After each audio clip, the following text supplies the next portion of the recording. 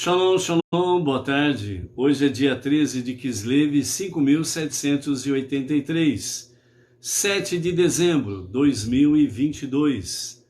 É a tarde com a Torá, trazendo a paraxá semanal e as leituras diárias. Esta semana nós estamos com a paraxá Vaishlach, e ele enviou, ou seja, Yaakov enviou seus mensageiros ao encontro de Esav, o seu irmão. Hoje nós estamos no quarto dia da semana, é o quarto dia para o Shabat. Então nós estamos na nossa quarta leitura, a leitura que traz para nós hoje, no capítulo 33 de Gênesis, Bereshit, no princípio, a partir do verso 6 até o verso 20. É a nossa quarta leitura. Estamos aí, hoje nós já estamos com 73 dias do ano 5.783. A nossa prece para hoje, para o Brasil e para o nosso povo brasileiro, está alicerçado no Salmo de número 67. O nosso Salmo de 67, que é a base para a nossa prece em favor do nosso povo, do nosso Brasil. O Salmo 67, segundo os nossos mestres, é uma prece, é uma oração pela rápida chegada dos dias de Mashiach, que significa em que a humanidade por inteira seguirá a liderança de Israel na adoração ao Deus que é um e único, indivisível e incorpóreo, aquele que não nasceu nem morreu, aquele que não é homem nem filho do homem, através de Mashiach, nos dias da redenção final. Então, toda a humanidade seguirá esta liderança para que, através de Israel, o povo judeu, através de Jerusalém, a capital eterna e indivisível de Israel, seguirá, então, toda esta liderança do rei Mashiach nestes dias, quando, então, realmente, não somente o povo judeu, mas também toda a humanidade receberá as recompensas das divinas bênçãos do soberano dos mundos, Adon Olam, o soberano dos mundos. E nesse sentido, então, realmente toda a humanidade terá as suas bênçãos. O momento em que o nosso país está atravessando e que demonstra uma realidade em que o mundo também está atravessando, e de fato as pessoas que têm consciência de Deus, consciência de família, consciência de liberdade, realmente estão clamando a Deus por isso, para que não se perca a fé em Deus, aquele que está acima de tudo e de todos, que não se perca a consciência família, que é a base de toda uma sociedade boa e justa, e não se perca realmente o senso de liberdade. Porque com a liberdade você tem, de fato, o direito de ir e vir, o direito de se expressar, o direito da sua liberdade de culto, da sua manifestação de fé.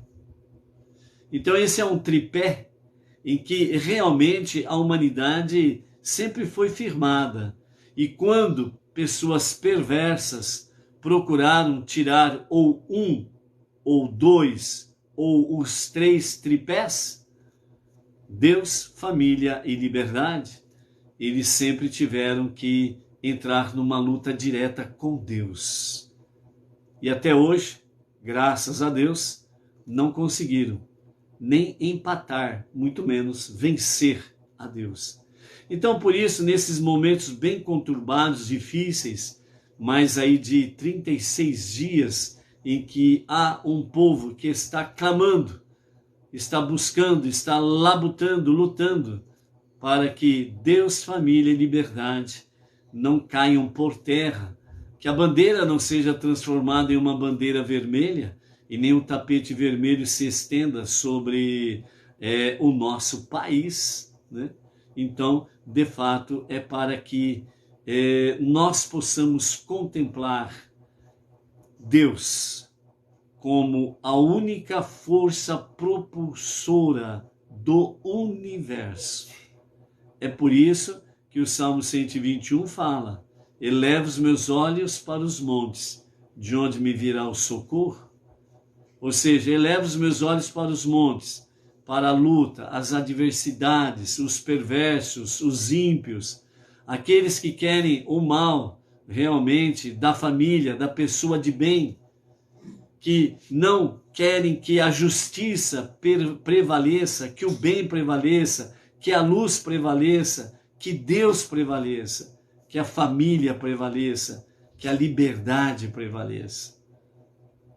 Então estes realmente têm uma briga direta com Deus. E por isso, como até hoje ninguém prevaleceu, Deus sempre foi vitorioso, é vitorioso e sempre o será. Então é nesse sentido que as nossas preces são dirigidas a Deus, pois Ele é o único soberano que pode trazer, de fato, verdadeiras bênçãos e a verdadeira liberdade para as nações. E o anseio, pelos dias de Mashiach, pelos dias de Messias, para que o justo e o verdadeiro Messias se revele brevemente em nossos dias. E por isso o Salmo 27, aliás, o Salmo 67, segundo os nossos sábios, quando nós o proferimos, nós estamos aí não somente desejando que os dias de Mashiach se revelem a qualquer momento e a qualquer momento mesmo, amém, vem amém. Os nossos sábios falam que quando nós o fazemos em hebraico, o potencial disso é muito grande. E realmente os dias são abreviados para a revelação do justo e o verdadeiro Mashiach. Por isso, o Salmo 67 em hebraico é de grande importância por esse anseio, esperança, desejo ardente para que os dias de Mashiach sejam para agora mesmo. Amém, amém. Então, nesse sentido, nós estaremos trazendo essa prece no hebraico do Salmo 67 e, na sequência, a sua tradução.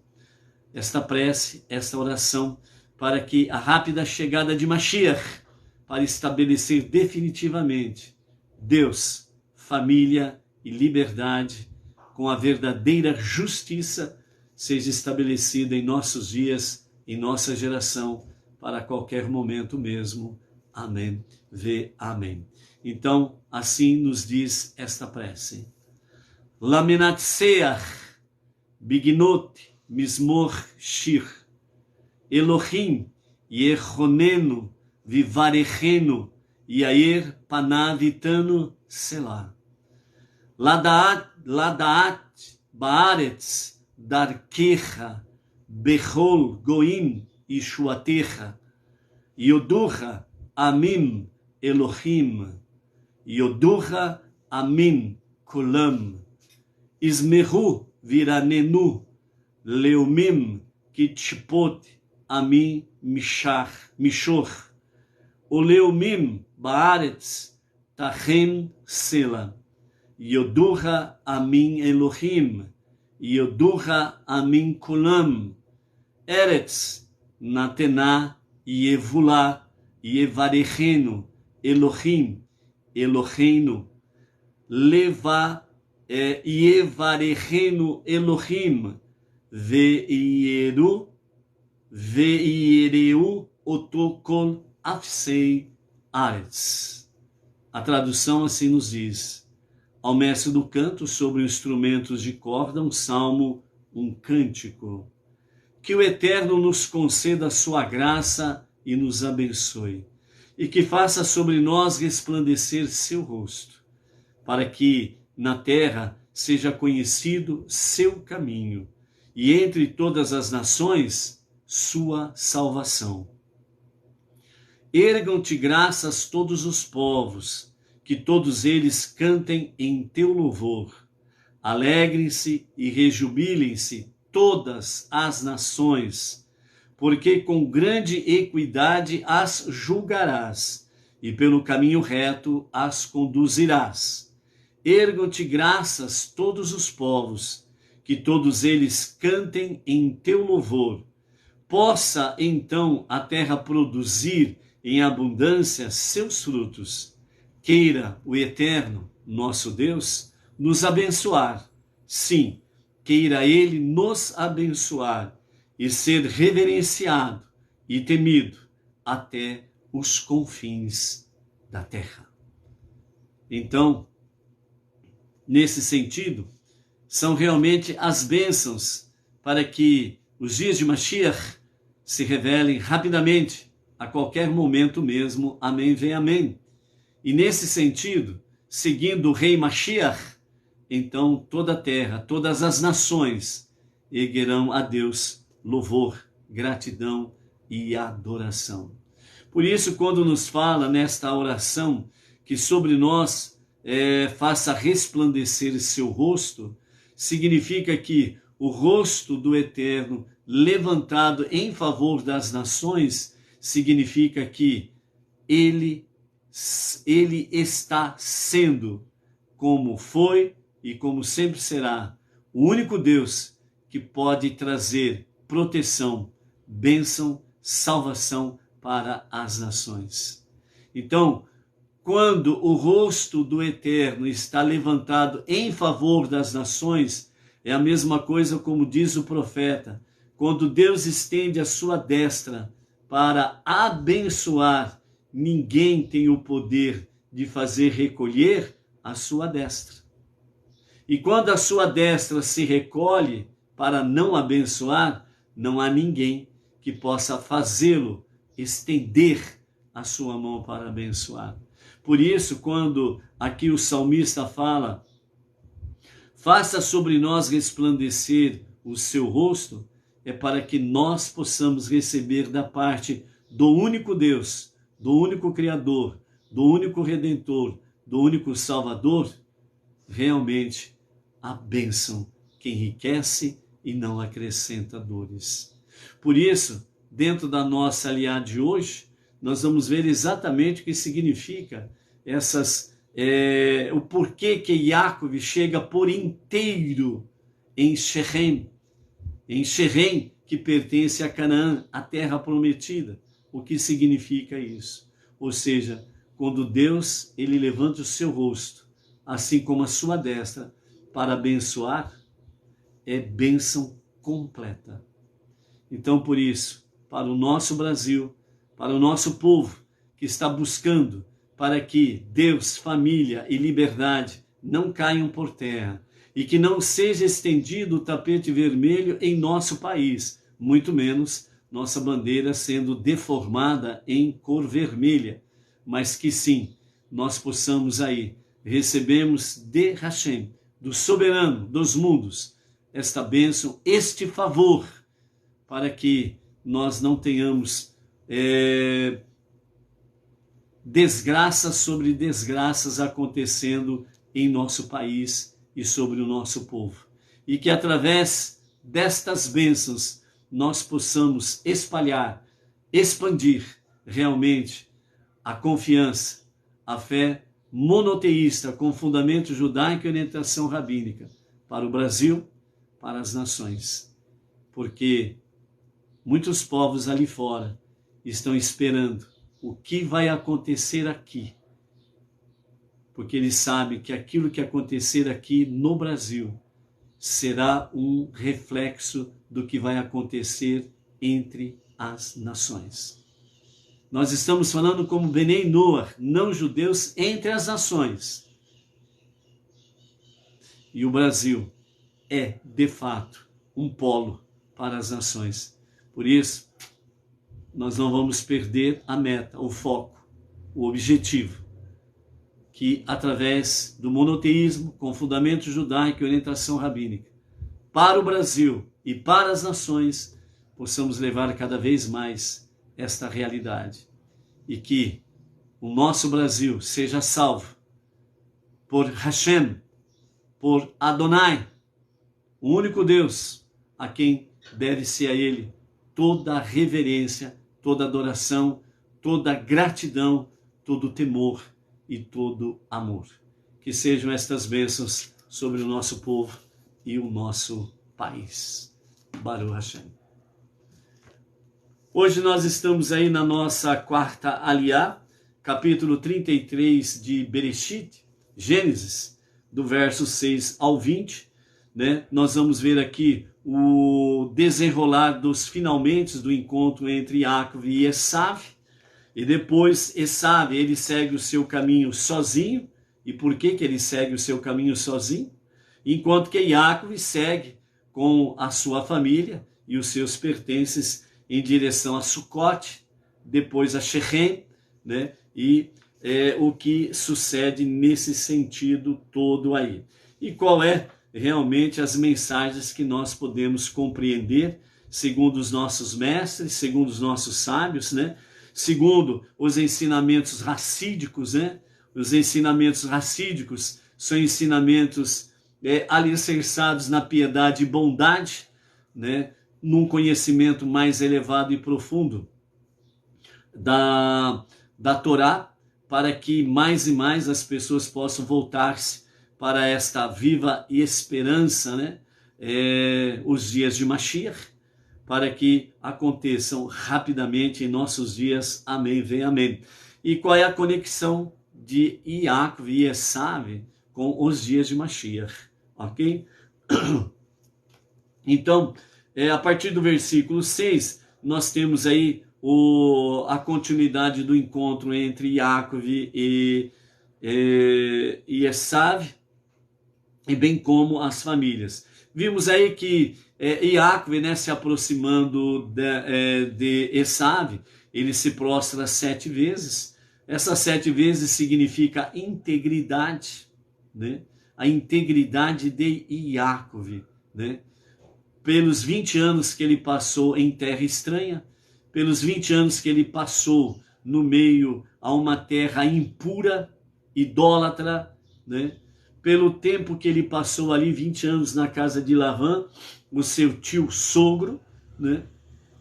Com tantas coisas negativas que veio através do seu tio sogro, Lavã, as injustiças, idolatria, enganações e por aí afora vai, e ele permaneceu-se íntegro. Então Yaakov, ele se prostra diante de Esav 7 vezes, mostrando a sua humildade, a sua integridade, que apesar do tempo, ele permanece firme e fiel aos propósitos divinos. Ou seja, ele mantém o foco. E manter o foco é exatamente algo essencial para o nosso dia a dia. E é por isso que o nosso Rebbe Menachem Mendel, ele foca muito sobre isso, né? Ou seja, ele traz muito em evidência a questão de manter o foco. Ok? Então, assim, quando Esav, ele vê o seu irmão se prostrando dessa forma, naquele momento ele realmente é acometido por uma intensa piedade, né? Ele faz uma techuvá temporária, né? Uma techuvá parcial e não uma techuvá por inteiro, né? Que é um retorno completo, né, a Deus para um verdadeiro e genuíno arrependimento. Então Esav, ele é acometido por uma piedade momentânea, uma techuvá momentânea, né? Então, dessa forma, Esav, ele se lança, né, ao abraçar o seu irmão Yaakov e o beija. E aqui nesse momento, né, os nossos mestres, né, pelo Talmud, pela Mishnah, pela sabedoria judaica, traz para nós realmente 2 versões, né? Realmente, Esav, ele estava naquele momento vivenciando um momento intenso de piedade, e ele de fato beija o seu irmão. Por outro lado, né, nós temos aí uma outra linha dos nossos mestres, que fala que na realidade Esav sabia, porque como Yaakov enviou os seus mensageiros, os anjos, né? Então, eles apanharam o legal dos anjos, né? Então, tanto Esav como os seus 400 generais muito bem armados, né, levaram uma boa surra, né, dos anjos, os emissários, né, que Iacve os enviou em forma de homens. E então, quando eles se aproximaram de Esav e dos seus homens, né, então eles começaram a apanhar dos anjos, né? E aí então os 400 generais falavam: o que é isso? Pare, nós fazemos parte aí do exército de Avraham. E eles continuaram apanhando. Nós somos aí de Issaque, continuaram apanhando. Nós somos servos de Esav, continuaram apanhando. Aí quando eles falaram: nós somos conhecidos do irmão de Esav, Iacove. Aí então os anjos pararam de bater naqueles soldados todos, né? Então eles viram que os emissários, os enviados de Iacove, estavam ali para tudo, para defender Iacove. E eles viram que não podiam prevalecer contra aquele acampamento, né, que foi de encontro a eles. Aquele acampamento de anjos em forma de homem, eles viram que não tinha como vencê-los, né? Aliás, como vencer aquele acampamento formado por anjos em forma de homem. Isso daí trouxe muito medo para as forças armadas, por assim dizer, né, de Esav, né? Então aqueles que estavam a serviço de Esav viram que realmente eles, mesmo sendo 400 homens muito bem preparados para a guerra, muito bem armados, não tinham como prevalecer contra Iacove. E no momento em que eles percebem que Esav demonstrava aparentemente, né, uma grande piedade para com Iacove, aqueles homens conheciam muito bem o seu líder, Esav, e sabia que aquela piedade era momentânea e que a qualquer momento ele voltaria a ser aquele perverso Esav. E ele tentaria levá-los para uma guerra direta contra Iacove. E eles já viram que eles não iriam prevalecer, ou seja, eles morreriam no embate contra Iacove. Então, aqueles 400 homens aproveitaram aquele momento aparentemente de confraternização e fraternidade, né, de Esav com seu irmão Iacove. Então eles foram abandonando os Esav um a um. Não saíram os 400 de uma vez só, para que Esav não percebesse. Mas à medida que aqueles momentos, né, Esav estava envolvido com Iacove, né, os familiares de Iacove, por acampamento, por família, vinham, eram apresentados a Esav. Então ele estava tão envolvido com aquilo que eles não perceberam que os seus 400 homens, um a um, foram abandonando. Até que ele ficou sozinho e nem percebeu, porque ele ainda estava ali envolvido com Iacove, né? Então, dessa forma, os 400 homens abandonaram a Esav. E quando ele se lança, né, para beijar o seu irmão, então a primeira linha diz, né, de pensamentos aí dos sábios, fala que ele de fato estava bem comovido naquele momento e beijou fraternalmente seu irmão. Outra linha, né, dos nossos sábios fala que como a sua techuvá era parcial, né, era superficial, era momentânea, e como ele tinha consciência devido o acampamento que Iacove enviou para encontrá-los e a surra que eles levaram ali, ele viu que um embate direto contra Iacove não teria como prevalecer. Lembram quando Iacove saiu da casa de Itzarraque, o pai de Esav e Iacove, em direção a Harã? Lembra que ele pediu para o seu filho Elifaz ir lá matar Iacove?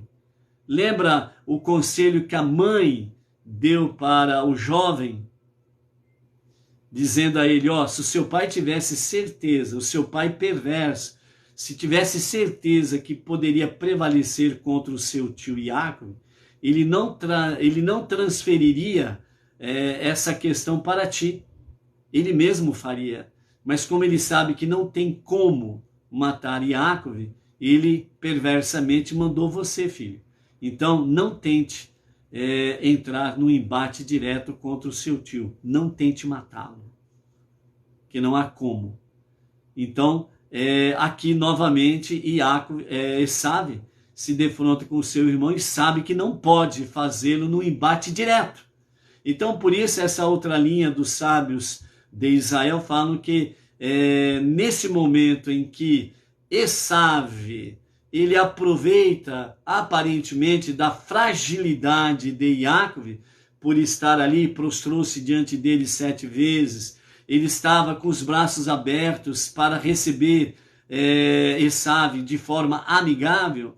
Então Esav analisou que esse momento era um momento frágil de Yaakov, que poderia aproximar-se dele e poderia de fato causar um dano e até mesmo a morte dele. Então nesse momento, ele ao beijar Yaakov, ele tenta morder o pescoço de Yaakov para realmente atingir a sua jugular e causar então a sua morte. E é nesse momento que Deus ele faz um milagre na vida de Yaakov, mais um. Né? Quando ele tenta morder o pescoço de Yaakov, Deus transforma o pescoço de Yaakov no mármore, né? Algo muito duro, e Esav não consegue então o seu intento de morder de fato morder de forma fatal o pescoço de Yaakov. Então mais uma vez Esav vê que não tem como vencer, destruir, matar, exterminar Yaakov. E é isso que Esav, Edom, Roma e as nações experimentaram através desses milênios. Podiam feri-lo, que foi o caso do anjo de Esav, que feriu a coxa de Yaakov. Então, dessa forma, Esav, Edom, Roma e as nações experimentaram esta realidade. Podiam ferir parcialmente, trazer grandes danos, podiam também trazer muitas mortes, mas nunca puderam exterminar, eliminar da face da terra a descendência de Yaakov. E aí está Israel e o povo judeu. Am Israel Chai, o povo de Israel vive. E retornaram para Eretz, Israel, para jamais saírem dali. Com a revelação do justo e verdadeiro Mashiach, os judeus do mundo inteiro retornarão para Eretz, Israel, Canaã, Shechem, a terra de Israel, para não mais sair dali. Com os dias de Mashiach, a redenção final, o terceiro e definitivo templo será construído, eternamente prevalecerá. Não será mais nenhum tipo de dano para com o terceiro templo, porque a sua construção ela será maior do que os 2 templos anteriores. A sua aura espiritual será bem superior dos 2 primeiros templos.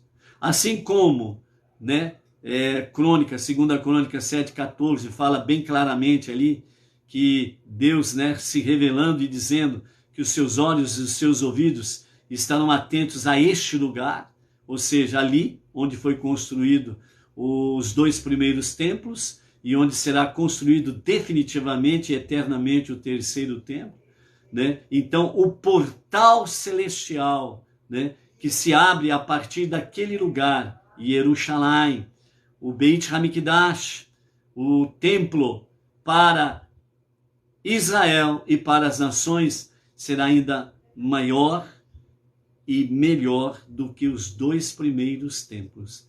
Então o portal celestial se abrirá de forma, nos dias de Mashiach, com a construção do terceiro templo, de forma magnífica, né?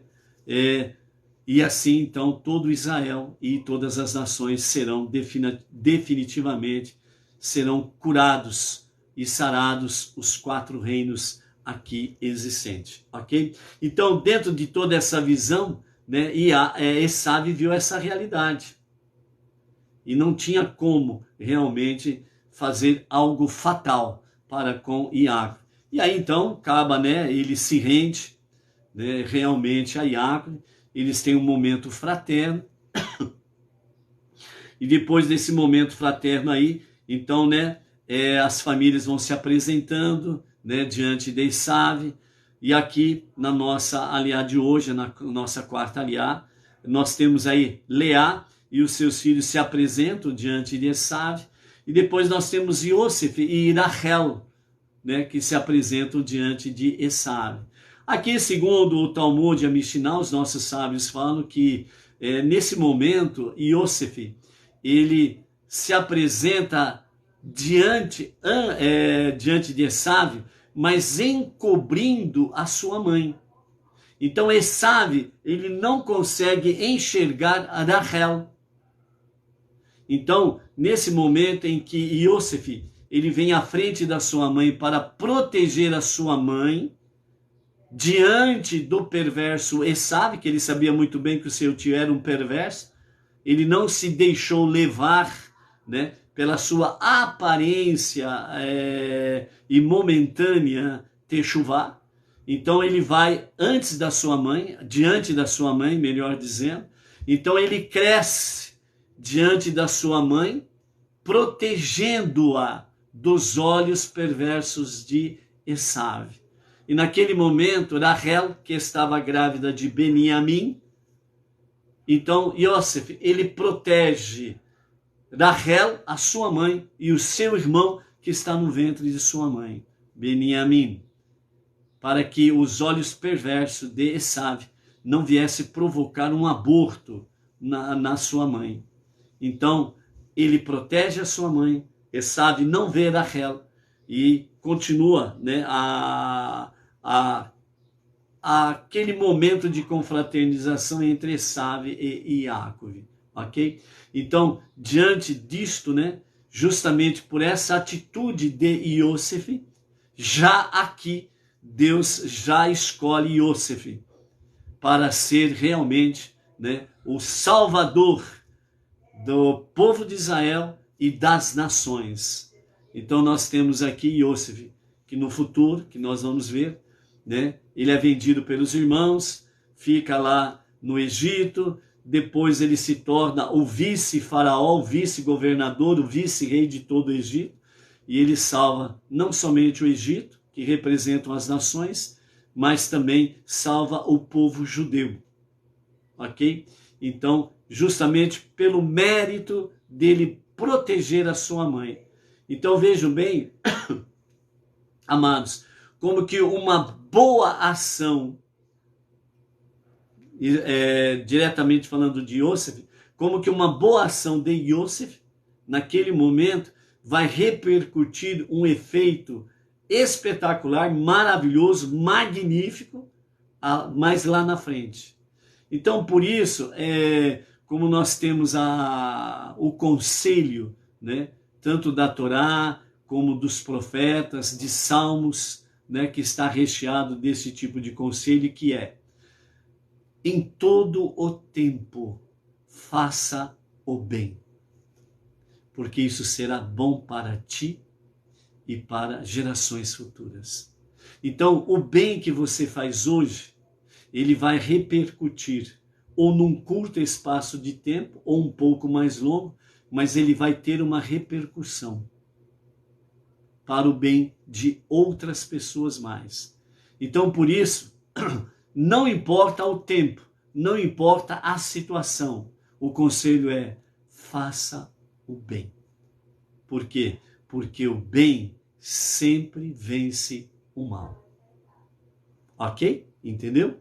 Então é isso daí, uma das coisas que nós aprendemos aqui também com referência a essa questão. E automaticamente, né, nós temos aí Iosef, né, que traz realmente a proteção para todo o povo judeu e para todos aqueles que se refugiam nas promessas divinas, né? Então,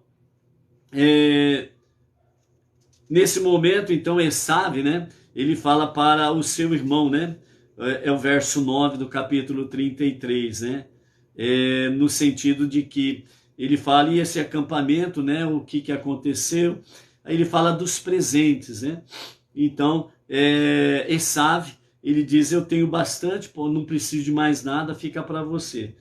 Essa resposta mostra a arrogância dele e mostra que a sua techuvá é de fato parcial, superficial e temporária. Ele não faz um retorno a Deus para um genuíno e verdadeiro arrependimento. Ele, na sua resposta, ele continua mostrando quão arrogante e perverso ele é. Eu tenho bastante, eu não preciso de você e eu não preciso do seu Deus. Está entendendo?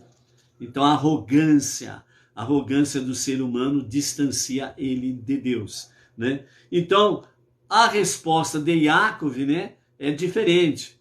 Ele fala, por favor. Lembra quando Yaakov estava travestido de Esav para receber a bênção de Isaac, seu pai? Então, quando ele chega ali com o prato delicioso para que o seu pai viesse a se alimentar, então ele fala para o seu pai, por favor, levanta-te para poder saborear esse guisado. E quando depois Esav vem, depois que Yaakov sai, então ele chega e fala o que para o seu pai? Levanta-te! Ele ordena ao seu pai. Ele não tem bons modos, não tem educação, né? Então, é aqui mais uma vez Yaakov mostra a sua humildade, a sua simplicidade e a sua dependência sempre em Deus. Ou seja, por favor, né, não diga isso. Se eu realmente encontrei graça, né, aos seus olhos, então tome meu presente de minhas mãos. Yaakov intimidou Esav dizendo, por favor, tu mereces o presente simplesmente porque eu vi a tua face, que é o mesmo que ver a face de Deus. Por quê? Porque vimos lá ontem sobre a questão, né, que Yaakov, ao enfrentar o anjo da guarda de Esav, então ele diz que ele viu, né, a face de Deus ele viu, né? Então, nesse sentido, estava dizendo exatamente sobre essa questão, e então ali, de uma certa forma, né, esse por favor de Yaakov era na realidade algo assim, que estava implícito, não rejeite, tome o presente que eu estou te dando, ok? Então, e tu me recebesse de forma favoravelmente, então receba o meu presente. Por favor, aceita meu presente de boas-vindas, assim como foi trazido para ti com tremendo esforço, pois Deus tem sido benevolente comigo e eu tenho tudo de que necessito. Então vejam bem a resposta diferente de Yaakov para com Esav. Esav diz, eu não preciso. Como ele fala, né? Eu tenho bastante, eu não preciso dos teus presentes. Enquanto que Yaakov, né, fala de forma diferente. Ele fala, Deus tem sido benevolente comigo e eu tenho tudo que necessito. Então, de tudo que eu necessito, Deus tem sido benevolente comigo e tem me dado. Então, Yaakov, ele fala que o que eu tenho é o que Deus me deu. E eu sou grato a Deus porque ele me deu. Então, aqui nós aprendemos uma grande lição. Quando nós falamos, eu tenho, né? E nós paramos aí, colocamos um ponto final nessa história, nós estamos sendo semelhantes a Esav. Estamos falando de forma arrogante. Eu tenho, é meu, eu conquistei. Afinal de contas, eu me esforcei, eu trabalhei, então o que eu tenho, propriedades, casa, veículos, bens, salários, empresas, etc, etc. Então eu tenho porque eu conquistei. Então nós estamos sendo arrogantes à semelhança de Esav. Sabe qual que é o resultado disto? o resultado disso é o resultado de um saco vazio. Por mais que você tente encher o saco, como ele é furado por baixo, ele sempre vai estar vazio. Mas quando nós agimos à semelhança de Iacove, né, com uma verdadeira techuvá, um retorno genuíno e verdadeiro de arrependimento a Deus, então, de fato, as nossas respostas elas sempre serão assim, semelhante a de Iacove. Deus tem sido generoso, benevolente, misericordioso, piedoso comigo. Ele tem me dado vida, saúde, tem me dado trabalho, tem me dado uma família, um marido, uma esposa, filhos, netos, genros, noras, né? Deus tem sido benevolente comigo.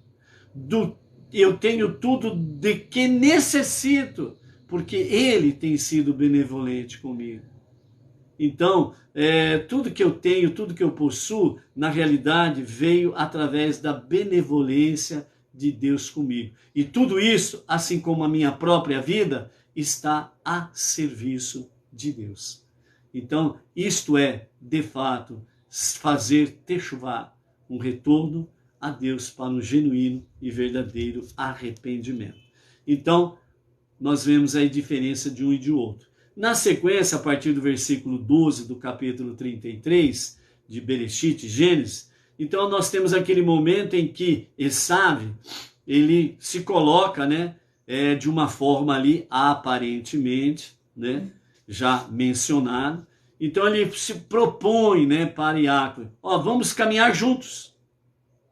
Eu vou caminhar contigo, você caminhará junto e vamos juntos fazer a jornada que temos pela frente aí. Então, nesse momento, né, Iacove, então ele diz, meu Senhor, tu sabes que as crianças são frágeis, os rebanhos e o gado e suas crias dependem de mim. Se eles forem apressados, todos os nossos rebanhos morrerão. Que meu mestre, por favor, siga adiante de seu servo, em seu próprio ritmo. Eu irei mais lentamente, de acordo com a força do trabalho, né, pela qual sou responsável, e de acordo com o passo das crianças, até eu chegar a encontrar meu Senhor, né? Então, deixa-me colocar alguns dos meus homens à sua disposição, disse Esav para com Iago, né? Até esse momento, Esav nem tinha percebido que ele já estava sozinho. Os seus homens já tinham abandonado ele, né? Mas Iacove respondeu para ele, né? Não é preciso, apenas deixa-me permanecer em termos amigáveis contigo e não me retribua nada. Nesse dia, Esav retornou o seu caminho para Seir sozinho, né? Então, aqui nós temos exatamente, segundo os nossos mestres, que não é o tempo ainda de Esav e Iacove andarem juntos. Significa que não é tempo ainda de Iacove e Esav andar juntos? Ainda não é o tempo plenamente para que Iacove, o povo judeu e as nações andem juntos plenamente. Isso está reservado para os dias de Mashiach, a redenção final. Então, assim como Esav, nesse momento, ele estava de forma parcial, numa fraternidade com Iacove, é o que nós estamos vivenciando na realidade com a questão Esav, Edom, Roma e as nações, parcialmente vivendo numa certa fraternidade com o povo judeu. Ok? Então, por isso, né, entre as nações está havendo, de fato, um renascimento entre as nações, os povos, no sentido de ter mais fraternidade com a casa de Israel. Vejam bem, amados, é diferente quando as pessoas dizem assim, eu amo Israel. Beleza. Olha que maravilha, ele ama Israel. Segunda pergunta, você ama o povo judeu? Aí começam restrições em muitas nações e em muitos lugares religiosos. Você ama o povo judeu? Mas, de forma mais contundente ainda, você ama o Deus dos judeus? Eu amo a Deus. Não, a pergunta é, você ama o Deus dos judeus? Não, eu amo Deus. Não é essa a pergunta. Você ama o Deus de Israel, o Deus dos judeus? Aquele que é um e único, indivisível e incorpóreo. Aquele que não nasceu nem morreu. Aquele que não é homem e nem filho do homem. Você ama o Deus dos judeus revelado através dos 5 primeiros livros da Bíblia? E aí que começa em muitos lugares, né? Como diz o outro, o caldo começa a engrossar. Por isso, a superficialidade da fraternidade de Esav para com Yaakov nesses momentos representa exatamente o que, através dos milênios até aqui, representa o relacionamento das nações para com o povo judeu. A superficialidade. A superficialidade. Quando entra no âmago da questão, é aí que mora o problema. Então, por isso, Yaakov, ele disse de forma bem clara e que vem norteando através dos milênios até aqui. Ou seja, quando ele diz, né, para Esav, né, de forma bem educada, bem polida, né, no sentido de, por favor, se realmente encontrar graças, né, receba os meus presentes, os presentes de Yaakov. Deus, a Torá, as 7 leis de Noé, as bênçãos que não trazem danos, são os benefícios que as nações têm desfrutados das gerações de Yaakov, o povo judeu, até aqui. A promessa preciosa e maravilhosa do justo e verdadeiro Mashiach nos dias da redenção final, onde será sarado e curado os 4 reinos. Os presentes, receba, pois, por favor. Ele não impõe os presentes do povo judeu. Ele não impõe sobre as nações. Ele diz, por favor, receba. Assim como também Deus tem sido benevolente comigo e eu tenho tudo de que necessito. E por isso, né, aceite os meus presentes. Quando Esav fala no sentido de caminharem juntos ou de colocar homens para escoltá-lo, então ele fala simplesmente que o meu mestre, por favor, siga em frente no seu compasso, no seu passo. É o que Esav, Edom, Roma e as nações têm feito através dos milênios até aqui, andando no seu passo, no seu compasso, ok? E aí então Yaakov diz, e eu irei mais lentamente, né, de acordo com a força de trabalho do nosso dia a dia, até chegar a encontrar novamente o meu Senhor. E aqui está a palavra profética. Através dos milênios, o povo judeu vem no seu compasso também, mais lentamente do que Esav, certo? Por isso que através dos milênios, o povo judeu sofreu vários danos da parte de Esav e as nações, mas tem prevalecido, ok? Por quê? Porque Yaakov disse, até eu chegar a encontrar o meu Senhor novamente. Ou seja, há um encontro marcado para Iacov e Esav. E esse encontro marcado, ele está para os dias de Mashiach, a redenção final. Quando finalmente Esav será completamente, perfeitamente, plenamente, será feita a sua techuvá. Então, ele não amará superficialmente o seu irmão Iacov. Ele não terá um arrependimento superficial, mas ele será completo, perfeito, verdadeiro, genuíno e eterno. Então, Esav, ele poderá andar junto com Iacov em perfeita paz harmoniosa. E é por isso que nesses dias, a partir de Jerusalém, a partir de Israel, sairá a palavra da Torá para as nações, e as nações andarão em paz harmoniosa, completa, plena, perfeita com o povo judeu. E aí,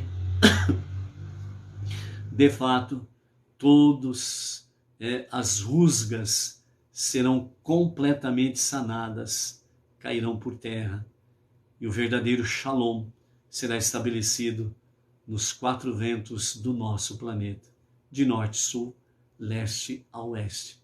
E se cumprirá então as profecias, porque o justo e verdadeiro Mashiach estará reinando. E então, tudo que é mal cai por terra. Doenças, inimizades, guerras, a morte. E aí então será estabelecido o reino milenar de Mashiach, o passo final para o Olam Rabá, o mundo vindouro, a vida eterna. Então aqui nós temos profecias milenares nesse encontro entre Esav e Iacov, que a história da humanidade tem se comprovado no seu dia a dia. E nós, esta geração, como diz o nosso Rebbe Menachem Mendel, esta é a geração privilegiada em que profecias e profecias se cumprem e se cumprirão nesta geração, e principalmente a revelação do justo e verdadeiro Mashiach para a redenção final. Você faz parte de uma geração privilegiada. Por isso, aceite os presentes de Iacov. Aceite os presentes do povo judeu. Então, por isso, você ama o povo judeu? Você ama o Deus dos judeus? Você ama o Deus revelado através dos 5 primeiros livros da Bíblia, a Torá? Por isso, monoteísmo, com fundamento judaico e orientação rabínica, é para que nós estejamos ombro a ombro com o nosso irmão mais velho, o povo judeu, o único filho primogênito de Deus, para transformar este mundo para ser a moradia de Deus.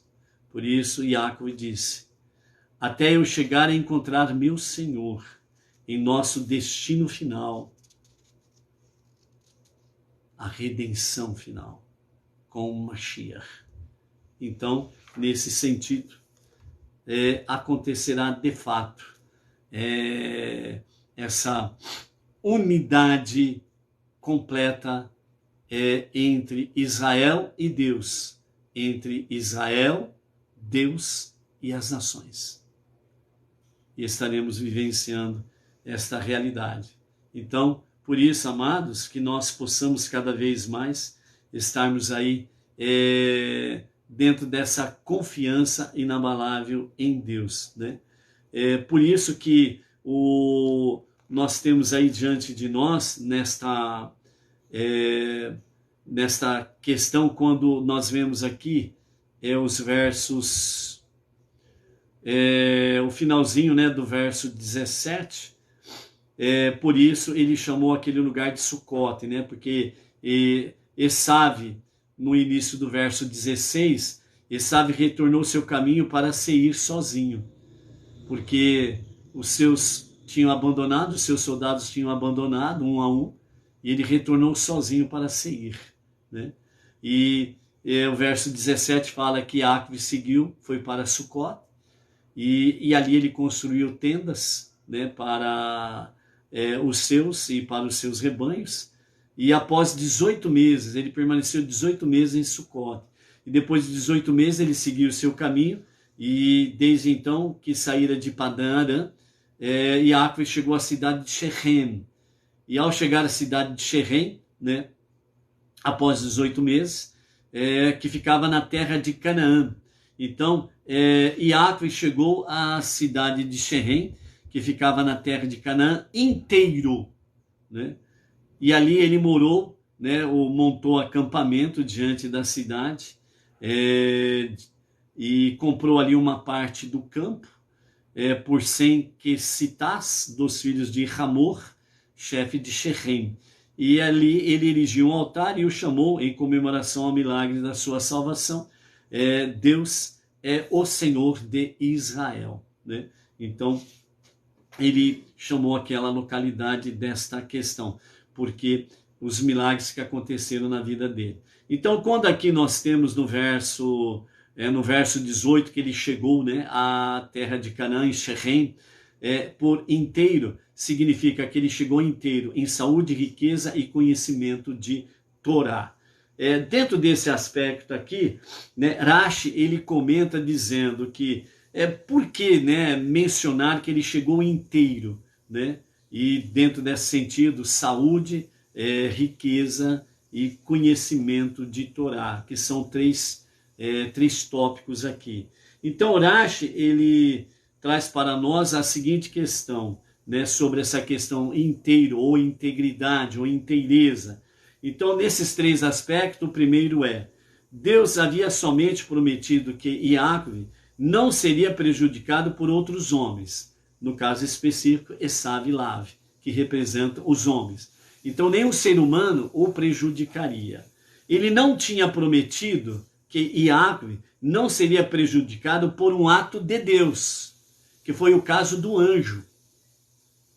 Então, o ato do anjo foi um ato de Deus, por isso que ele foi ferido na coxa, que representa profeticamente prejuízos que a nação, o povo judeu, teria durante a sua história. Então, nesse sentido, né, representou uma maior integridade que a prometida por Deus, uma vez que não havia nenhuma garantia anterior de Deus de que Iacve seria curado do ataque do anjo. Então, quando ele chega por inteiro, né, saúde, então era um favor a mais de Deus em benefício de Iacve. O segundo item nos fala que Deus não havia prometido que Iacve se tornaria ou permaneceria rico. Assim, a integridade financeira de Iacve excedeu imensamente a promessa de Deus a ele. Por isso, vem o trecho aí, né, a passagem bíblica, que ele chegou inteiro, né, o verso 18. Ele chegou inteiro, né? É o verso 18 meses depois de sair de Padã Arã, ele chega ali por inteiro, ok? Então, nós temos aí, ele chega ileso. Então, o segundo tópico, no questão de riquezas, está além daquilo que Deus prometeu. O terceiro é exatamente o quê? Da mesma forma que Deus não prometeu que Iacve não esqueceria todo o estudo da Torá, Deus não fez a promessa que você não esquecerá. Deus não fez essa promessa. Aliás, depois de 20 anos de trabalho dia e noite na casa de Lavã, humanamente falando, esquecer-se de todo o estudo de Torá é uma coisa normal, né? Qualquer ser humano esqueceria uma grande parte dos ensinamentos da Torá. Mas aqui não, aqui representa que ele chegou por inteiro em seu conhecimento da Torá. Ou seja, Iacve não se esqueceu de nenhuma vírgula de nenhum ponto, né, dos estudos da Torá. Então ele chegou íntegro, ou seja, ele chegou íntegro na saúde, na riqueza e no conhecimento da Torá. Mas a Irache, ele traz um quarto tópico, né, falando que não era nem necessário mencionar, mas é bom mencionar para conhecimento, né, os nossos sábios falam, para que nós possamos compreender, porque vejam bem, saúde, riqueza e estudo da Torá, beleza, mas aí, obviamente, você analisando um pouquinho mais, falta um quarto tópico aqui, chamado o quê? Família. E cadê a família? Então aí, Rashi, ele comenta sobre essa questão, dizendo que não seria nem necessário comentar, mas realmente para que não paire nenhuma dúvida, né? Então, nesse quarto tópico aqui, então nos fala assim, a promessa que Deus fez a Jacob era, eu te protegerei onde quer que tu fores. Então, dentro dessa promessa aqui, Rashi diz que, obviamente, a família de Jacob está dentro dessa bênção. Não tem como separar família e Jacob.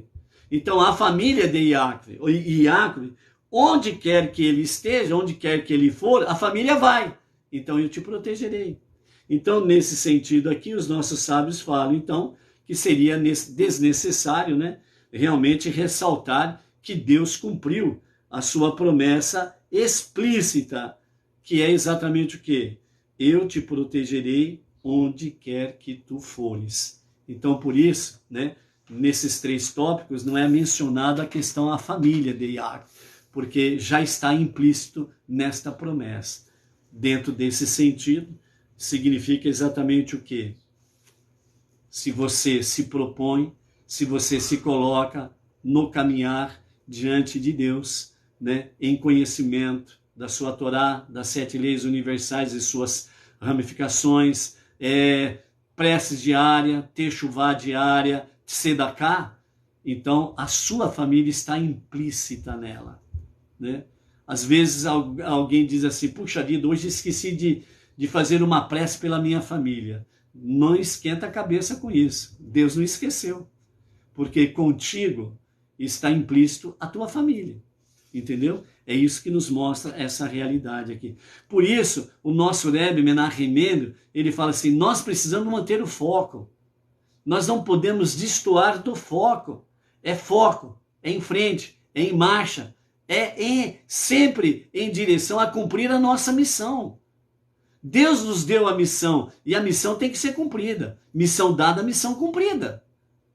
Então é manter o foco. Por isso, realmente, Jacob respondeu a Esav, até que eu lhe alcance, meu Senhor. Lá em Seir, nós nos encontraremos. Ok? Então, manter o foco. O foco está lá na frente. Mas eu tenho que ficar aqui, na jornada, mantendo o foco lá na frente, mas caminhando aqui, em direção, sempre diante dos olhos de Hashem e da sua Torá. Então, por isso, o enfoque que Yaakov, né, em relação a Esav, mostra-nos como neutralizar as hostilidades potenciais nos Esaves da vida, durante toda a sua história. Os Esaves que se apresentaram aí ao longo da história e nos dias atuais, né? Então, os Esaves dos dias atuais estão aí e nós precisamos realmente manter o foco. Se nos deixarmos levar pelo nosso conforto do exílio, por exemplo, e nos sentirmos subordinados ao poder de Esav, nossa atitude se converte em uma profecia autorrealizada e o exílio realmente começa a nos dominar. Então vejam bem, se o povo judeu começa a se familiarizar com o poder de Esav do exílio, então ele começa a ser assimilado. Ele vai perdendo a sua identidade 100% judaica, vai perdendo o foco que Yaakov estabeleceu para os dias de Mashiach, vai perdendo o foco que aos dias de Mashiach, os 4 reinos sendo curados e sarados, o foco é que este mundo seja transformado na moradia de Deus. Então, quando o judeu ele perde este foco, então ele se assimila, ele se deixa dominar por Esav. Então, aí ele se entrega ao sistema. E ao se entregar ao sistema, ele começa a perder consciência de Deus, família e liberdade. Então, o sistema que está aí, seja o nome que queiram dar, globalismo, progressista, e por aí afora vai, esses nomes, etc. e tal, que estão colocando aí, né? No sentido de que as pessoas precisam manter o foco para não sair do caminho. Certo? E nesse sentido, está exatamente o quê? O sistema de Esav, que quer fazer com que as pessoas percam o foco e se entreguem ao sistema, sejam dominados pelo sistema, seja o nome que queiram dar, globalismo, progressista e companhia limitada. Então, a palavra é manter o foco e não se deixar dominar pelo sistema, não se deixar dominar por Esav. Por isso, se nos deixarmos, né, dominar pelo conforto do exílio, aceite aí o sistema. Não vai faltar uma migalhinha de pão para você, tá bom? Então aceite, ok? Então, a nossa atitude se converte então se o povo judeu e as nações se entregam ao sistema, então isso significa que o exílio ele realmente domina e as pessoas vão perder, tanto judeus como não judeus, consciência de Deus, consciência de família, consciência de liberdade, o tripé, e aí estarão realmente sendo escravos. E aí as coisas complicam. Mas, né, o nosso Rebbe Menachem Mendel, ele fala que para neutralizar o poder de Esav, temos que enxergar não a fachada, né? Ou seja, aquilo que o sistema mostra, tudo bonitinho, tudo verdinho, né? Tudo colorido, né? Tudo às mil maravilhas, é a fachada. Mas o que está por detrás dessa porta? O que está por detrás dessa fachada? Por isso que é importante conhecer o que está por detrás da fachada. A Agenda 2030, né, mostra a realidade aí. Mas sim o profundo objetivo por trás desse exílio, que é nos capacitar para preparar o mundo para os dias de Mashiach, quando finalmente Esav será subjugado e transformado.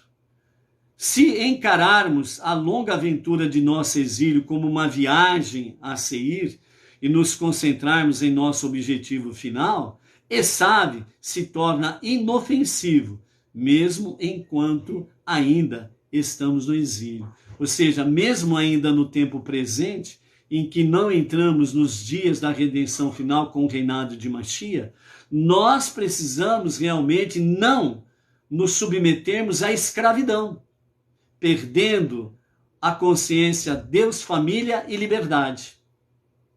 Mas nós precisamos cada vez mais mantermos o foco no estudo da Torá, nas 7 leis universais para um mundo melhor.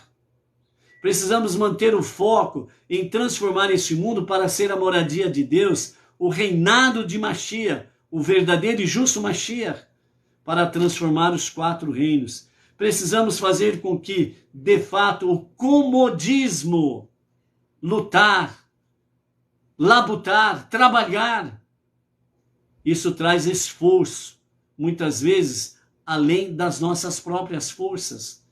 É não se submeter, não estar acomodado àquilo que o sistema quer mostrar. Fica tranquilo, fica em casa, nós vamos cuidar de você.